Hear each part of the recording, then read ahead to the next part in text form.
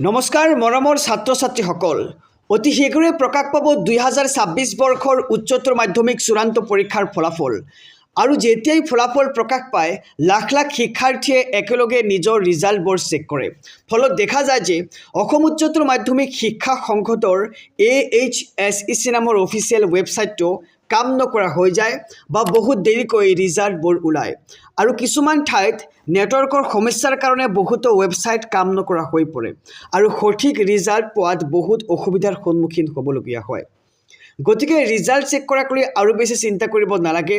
আজি মই তোমালোকক কেইবাটাও ৱেবছাইট দেখুৱাই দিম য'ত অতি সোনকালে তোমালোকৰ ৰিজাল্টসমূহ চাব পাৰিবা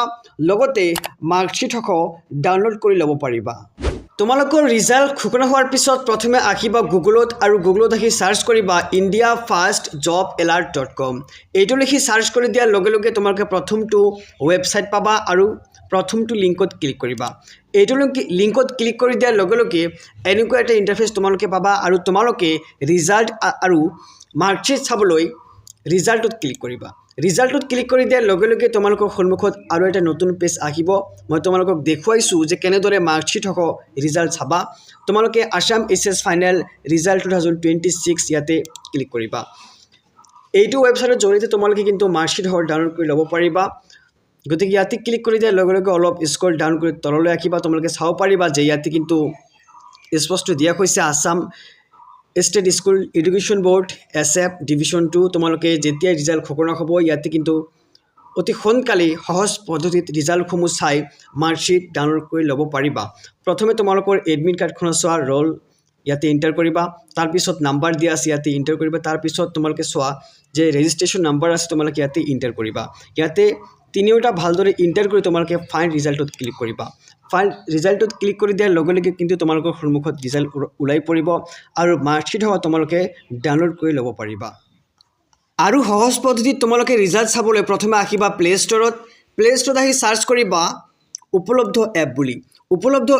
সাৰ্চ কৰি দিয়াৰ লগে লগে তোমালোকৰ সন্মুখত এইটো এপ ওলাই পৰিব তোমালোকে এই এপটো প্ৰথমে ইনষ্টল কৰিবা তাৰ পিছত তোমালোকক মই আৰু এটি এপৰ কথা কম হেতু হৈছে ফাষ্ট ৰিজাল্ট এপ বুলি তোমালোকে ফাষ্ট ৰিজাল্ট এপ বুলি ইয়াতে লিখি দিবা ইয়াতে লিখি দিয়াৰ লগে লগে তোমালোকৰ সন্মুখত এপটো ওলাই পৰিব মই তোমালোকক দেখুৱাইছো ফাষ্ট ৰিজাল্ট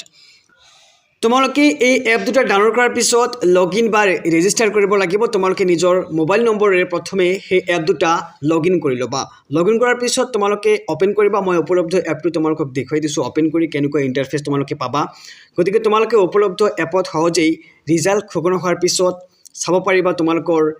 নিজৰ ৰিজাল্টসমূহ গতিকে ইয়াতে লিখা আছে Assam SS final result 2026 likely to be announce soon গতিকে অতি শীঘ্ৰে তোমালোকে ৰিজাল্টসমূহ পাবলৈ গৈ আছা আৰু তোমালোকৰ যেতিয়া ৰিজাল্ট ঘোষণা হ'ব কেনেকুৱা তোমালোকে সেই এপটোত ইন্টাৰফেস পাবা মই তোমালোকক এতিয়া দেখুৱাই দিম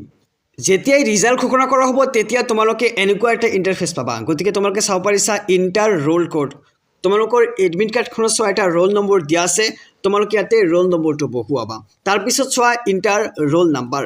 তোমালোকে ইয়াতে ৰোল নাম্বাৰ বহুৱাবা তাৰ পিছত চোৱা ইয়াতে কেপচা কোড দিয়া আছে ইয়াতে লিখা আছে 5498 তোমালোকৰ